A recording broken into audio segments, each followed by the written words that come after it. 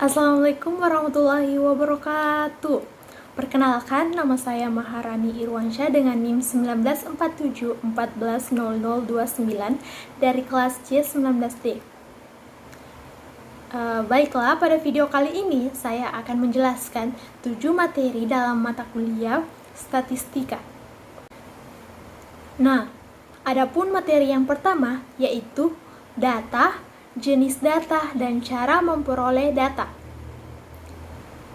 Yang pertama itu apa itu statistika? Statistika adalah ilmu yang mempelajari tentang pengumpulan data, pengolahan data, dan analisis data yang disajikan sehingga menjadi suatu informasi yang berguna untuk mendukung pengambilan keputusan. Yang kedua, jenis-jenis data terbagi dari beberapa macam. Yang pertama, jenis data berdasarkan sifatnya. Terbagi atas dua, yaitu kualitatif dan kuantitatif.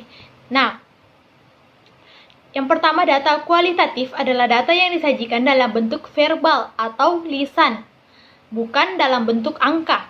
Nah, yang kedua, data kuantitatif. Data kuantitatif adalah data yang dapat diukur atau dihitung secara langsung yang berupa informasi atau penjelasan yang dinyatakan dalam bentuk bilangan ataupun dalam bentuk angka. Selanjutnya, jenis data berdasarkan cara memperolehnya terbagi atas dua. Yang pertama, data primer. Data primer adalah data yang dikumpulkan secara langsung dari sumber data. Yang kedua, data sekunder. Data sekunder adalah data yang telah dikumpulkan di masa lalu oleh orang lain, tetap dibuat tersedia untuk digunakan oleh orang lain. Selanjutnya, jenis data berdasarkan sumbernya terbagi pula menjadi dua macam. Yang pertama, data eksternal. Data eksternal merupakan data yang didapat dari luar organisasi ataupun tempat di mana penelitian tersebut dilakukan. Yang kedua, data internal. Data internal merupakan data yang didapatkan secara langsung dari sebuah organisasi maupun tempat berlangsungnya penelitian itu sendiri. Cara memperoleh data yang pertama secara observasi atau pengamatan, di mana teknik pengumpulan data observasi dilakukan dengan cara pengamatan langsung. Observasi terbagi atas tiga, yaitu observasi pastipatif, observasi terus terang atau tersamar, dan observasi tak berstruktur. Nah, selanjutnya yang kedua, kuesioner atau angket. Kuesioner atau angket adalah teknik pengumpulan data dengan cara memberikan sederet pertanyaan untuk dijawab oleh responden. Yang ketiga, interview atau wawancara. Teknik pengumpulan data ini dilakukan secara langsung oleh peneliti dalam bentuk tanya jawab atau wawancara oleh narasumber yang bertindak sebagai informan untuk memperoleh data yang diperlukan dalam penelitian.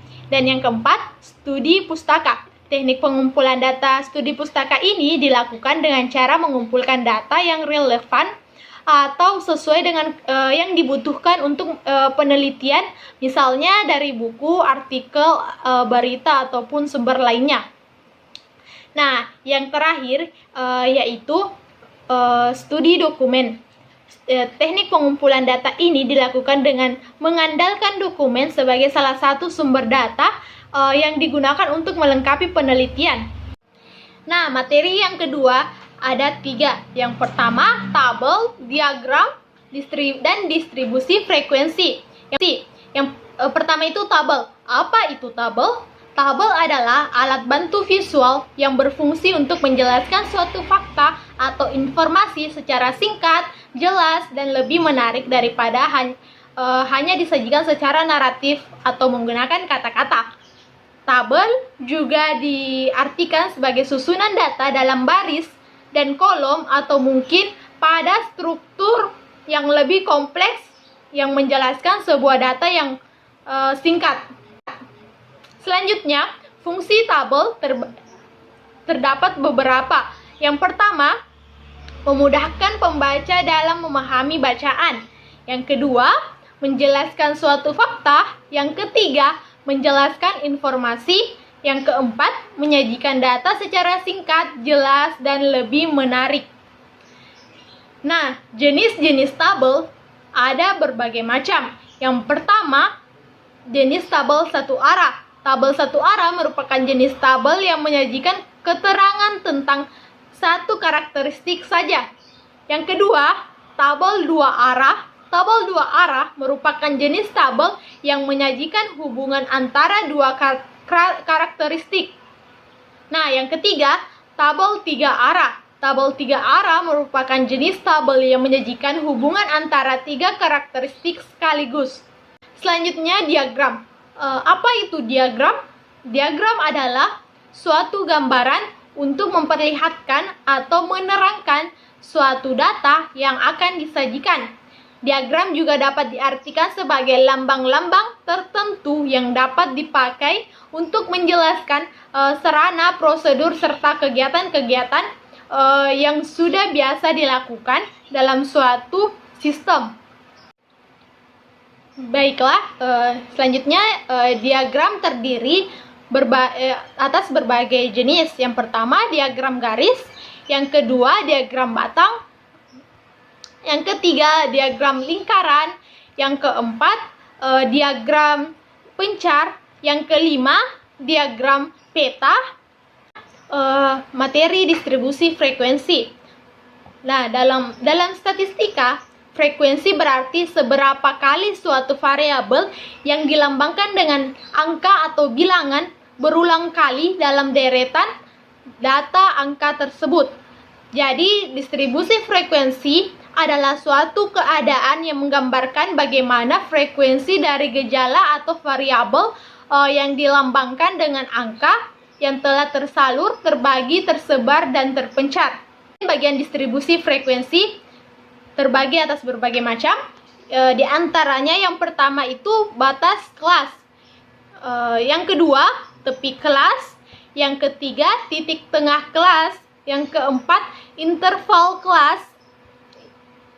Yang kelima, panjang interval. Yang keenam, frekuensi kelas. Selanjutnya, macam-macam distribusi frekuensi. Nah, distribusi frekuensi terbagi atas dua. Yang pertama, distribusi frekuensi kategori adalah distribusi frekuensi yang mengelompokkan data yang disusun berbentuk kata-kata atau kualitatif. Yang kedua, distribusi frekuensi numerik adalah distribusi yang penyatuan kelas-kelasnya disusun secara interval didasarkan pada angka-angka. Selanjutnya, materi ketiga dan keempat yaitu median, modus pada data tunggal, dan data kelompok. Yang pertama itu mean. Mean adalah rataan atau nilai rata-rata pada suatu kelompok data. Yang kedua, median. Median adalah nilai tengah data setelah diurutkan. Yang ketiga, modus. Modus adalah nilai yang sering muncul dalam suatu kelompok data ataupun data tunggal. Adapun rumus dari mean pada data tunggal yaitu mean sama dengan jumlah data dibagi banyaknya data. Contohnya, misalkan data nilai ulangan harian bahasa Indonesia Reski sebagai berikut. Yang pertama yaitu 8, 7, 7, 7, 8, 6, 10, 9, 10, 9. Pertanyaannya yaitu yang pertama, carilah meannya. Yang kedua, cari median atau data tengah. Yang ketiga, cari modusnya. Nah, jadi kita menggunakan rumus data tunggal, yaitu mean sama dengan jumlah data dibagi banyaknya data. Jadi mean sama dengan 8 ditambah 7 ditambah 7 ditambah 7 ditambah 8 ditambah 6 ditambah 10 ditambah 9 ditambah 10 ditambah 9 dibagi 10. Jadi mean sama dengan 81 dibagi 10 sama dengan 8,1. Jadi mean Jadi MEAN atau nilai rata-rata ulangan harian bahasa Indonesia Reski adalah 8,1. Selanjutnya yang ke B, mencari median atau nilai tengah. Untuk mencari median, kita harus mengurutkan terlebih dahulu data tersebut. Jadi data yang telah diurutkan yaitu 6, 7, 7, 7, 8, 9, 10, 10. Nah, pada data tersebut kita urutkan dan dihitung termasuk data ganjil atau genap. Jadi kita hitung sama-sama 1, 2, 3, 4, 5, 6, 7, 8, 9, 10. Jadi jumlah data tersebut adalah 10, maka disebut data genap. Nah, kemudian jika data merupakan data genap, maka dua nilai yang di tengahnya dijumlahkan kemudian dibagi. Jadi untuk mengetahui nilai tengahnya kita hitung ke depan 5, ke belakang juga 5. Jadi nilai data yang kelima dari depan yaitu 8 dan nilai data kelima dari belakang yaitu 8. Maka 8 ditambah 8 dibagi 2 sama dengan 16. 16 dibagi 2 sama dengan 8. Jadi median nilai ulangan harian Reski adalah 8. Catatan, untuk data ganjil langsung diambil nilai tengahnya saja. Selanjutnya mencari modus atau nilai yang sering muncul. Nah, dari data tersebut dilihat nilai atau angka 6 muncul sebanyak 1 kali, nilai 7 sebanyak 3 kali, nilai 8 sebanyak 2 kali, nilai 9 sebanyak 2 kali, nilai 10 sebanyak 2 kali. Jadi, modus nilai Reski adalah 7. Karena nilai 7 muncul sebanyak 3 kali. Catatan lagi, untuk modus boleh lebih dari 1. Saya akan memberikan contoh MEAN modus dan MEAN median modus pada data kelompok. Perhatikan data berikut. Nah, di situ telah terdapat nilai dan frekuensinya. Jadi adapun rumus MEAN atau rata-rata pada data berkelompok yaitu X bar sama dengan sigma FI dikali XI dibagi sigma FI, di mana XI adalah nilai tengah, FI adalah frekuensi. Jadi kita harus menentukan nilai tengah terlebih dahulu untuk menentukan. Jadi kita harus menentukan nilai tengahnya terlebih dahulu. Nah, untuk menentukan nilai tengah, nilai tengah itu diperoleh dari nilai batas bawah ditambah dengan batas atas dibagi 2. Contohnya seperti pada gambar berikut.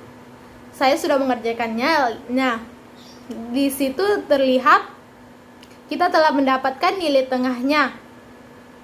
Jadi setelah kita mendapatkan nilai tengahnya, baru setelah itu kita memasukkan ke dalam rumus MEAN yaitu X bar sama dengan sigma FI dikali XI dibagi sigma FI. Jadi 1710 dibagi 50 sama dengan 34,2. Selanjutnya contoh mencari MEAN atau nilai tengah. Data yang saya gunakan sama halnya dengan data yang sebelumnya. Jadi kita dapat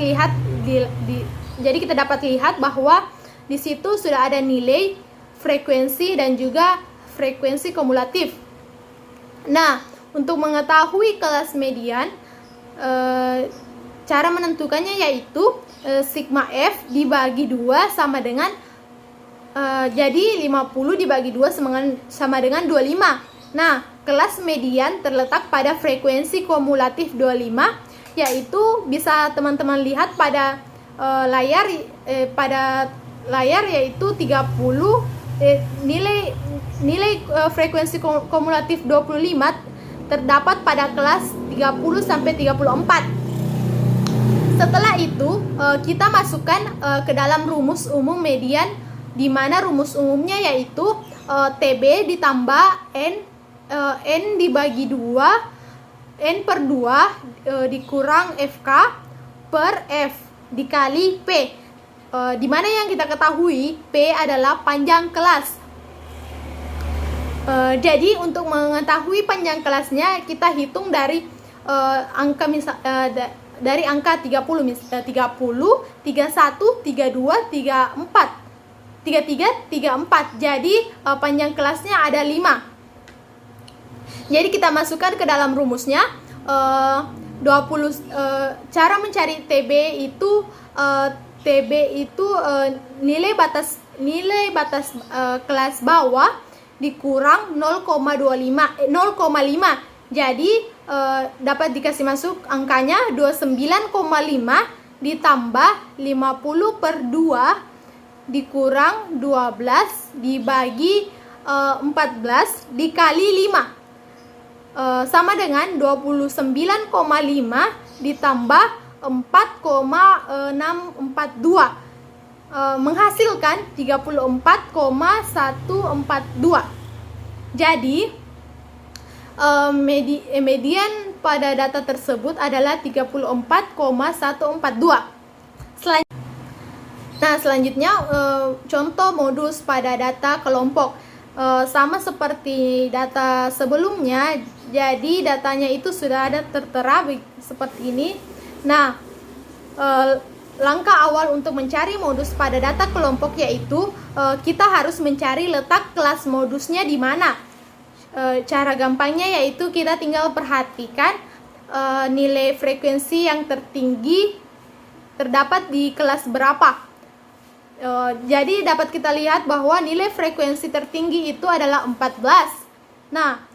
Angka 14 itu termasuk pada kelas 30 sampai 34. Setelah itu kita masukkan di dalam rumus, di mana rumus modus itu MO sama dengan TB ditambah D1 per D1 ditambah D2 dikali P. TB adalah titik bawah kelas, D1 adalah selisih kelas modus dengan kelas sebelumnya, D2 adalah selisih kelas modus dengan kelas setelahnya, sedangkan P adalah panjang kelas. Jadi kita dapat masukkan ke dalam rumusnya yaitu Mo sama dengan TB ditambah D1 per D1 ditambah D2 dikali P. Jadi 29,5 ditambah 6 dibagi 8 dikali 5 sama dengan 29,5 ditambah 3,75 menghasilkan 33,25. Jadi modus pada nilai data kelompok tersebut adalah 33,25. Selanjutnya materi yang kelima yaitu kuartil, desil, dan persentil. Yang pertama, kuartil. Kuartil adalah sebuah nilai yang membagi data menjadi 4 bagian dengan jumlah yang sama besar, atau ukuran letak membagi data menjadi 4 bagian yang sama besar, yaitu bagian pertama, kedua, ketiga, dan keempat. Dari keempat bagian tersebut didapatkan 3 buah kuartil, yaitu kuartil pertama atau kuartil bawah dengan simbol Q1, kuartil kedua atau kuartil tengah dengan simbol Q2, dan kuartil ketiga atau kuartil atas dengan simbol Q3. Adapun rumus kuartil yaitu yang pertama kuartil bawah atau Q1 sama dengan 1/4 N ditambah 1. Yang kedua, kuartil tengah atau Q2 sama dengan 1/2 N ditambah 1. Sedangkan kuartil atas atau Q3 sama dengan 3/4 N tambah 1. Selanjutnya, kegunaan kuartil. kuartil sering digunakan dalam data penjualan atau survei untuk membagi populasi ke dalam berbagai kelompok. Selanjutnya, desil. Desil adalah nilai-nilai yang membagi serangkaian kata atau suatu distribusi frekuensi menjadi 10 bagian yang sama. Adapun rumus desil yaitu DI sama dengan I dikali N ditambah 1/10. Diketahui D sama dengan desil, I sama dengan desil yang ingin dicari, dan N adalah banyaknya data. Adapun selanjutnya yaitu kegunaan desil. Desil berguna untuk menggolongkan serangkaian data ke dalam 10 bagian yang sama besar, kemudian menetapkan kriteria tertentu ke dalam bagian-bagian tersebut. Nah, materi selanjutnya yaitu persentil. Persentil adalah salah satu metode untuk membagi data menjadi 100 sama banyak. Jadi, ada 99 buah nilai persentil. Adapun rumus dari persentil data tunggal yaitu PI sama dengan data ke I dikali N ditambah 1/100. Sedangkan rumus persentil data kelompok yaitu PI sama dengan TB ditambah I/100 dikali N dikurang FK dibagi FI dikali P. Dapat teman-teman lihat seperti berikut ini. Selanjutnya materi ke-6 yaitu rentang antar kuartil, simpangan antar kuartil, rata-rata simpangan, dan simpangan baku. Yang pertama, rentang atau range. Disebut juga jangkauan adalah selisih antara data dengan nilai yang terbesar dengan data dengan nilai yang terkecil. Yang kedua, rentang antar kuartil. Rentang antar kuartil adalah selisih antara kuartil atas dan kuartil bawah. Yang ketiga, simpangan baku. Simpangan baku adalah setengah dari selisih kuartil atas atau Q3 dengan kuartil bawah atau Q1. Nah, simpangan kuartil ini sering disebut juga dengan nama jangkauan semi antar kuartil. Yang keempat, simpangan rata-rata atau deviasi mean. Simpangan rata-rata atau deviasi mean adalah suatu jarak antara nilai-nilai data menuju rata-ratanya. Dan statistik inferensial. Yang pertama, populasi. Populasi adalah jumlah keseluruhan dari satuan-satuan atau individu-individu yang karakteristiknya hendak diteliti.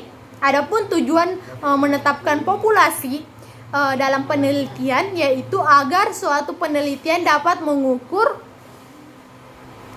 sesuatu dengan kasusnya dan tidak akan berlebihan dengan populasi yang diacu. Misalnya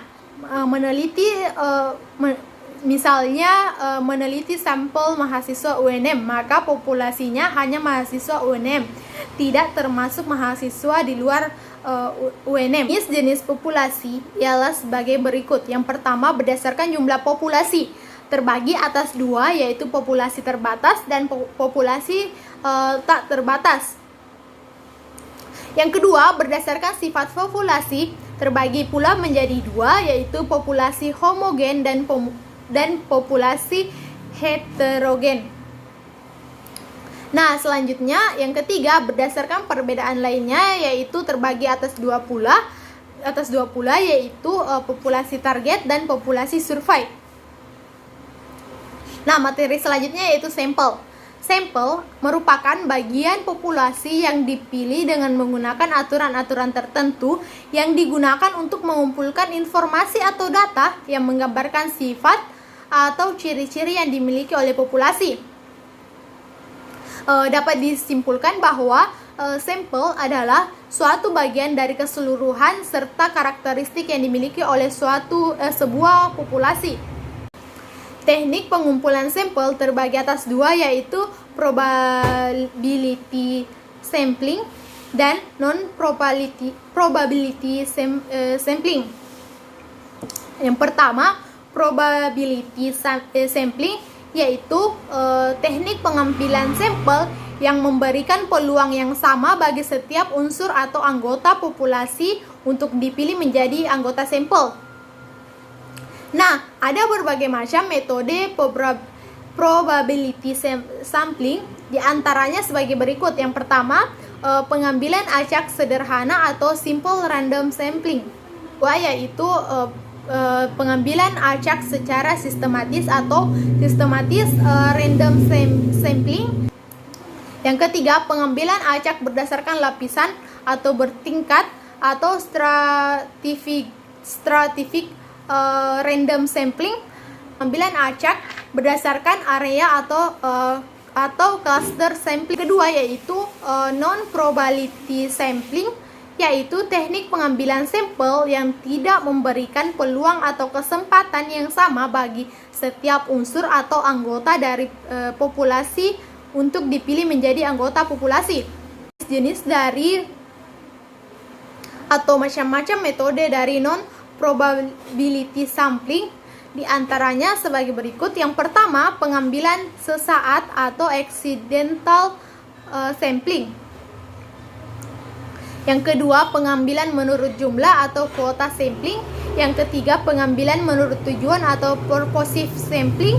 Yang keempat, pengambilan beruntun atau snowball sampling. Ketiga yaitu statistik inferensial. Apa itu statistik inferensial? Statistik inferensial adalah jenis statistik yang fokus kepada pengolahan data sampel sehingga bisa mengambil keputusan atau kesimpulan pada populasi. Ada dua macam metode utama dalam statistik inferensial, yaitu yang pertama estimasi parameter dan yang kedua pengujian hipotesis. Teknik pengujian statistika inferensial terbagi atas beberapa. Yang pertama, analisis regresi linear. Yang kedua, analisis variasi. Yang ketiga, analisis kovarian. Yang keempat, signifikasi statistik atau uji T. Yang kelima, analisis korelasi. Mungkin itu saja 7 materi yang dapat saya jelaskan pada mata kuliah statistik ini. Mohon maaf bila ada kesalahan kata atau ucapan. Saya tutup dengan mengucapkan wabillahi taufiq wal hidayah. Wassalamualaikum warahmatullahi wabarakatuh, dan terima kasih atas perhatiannya.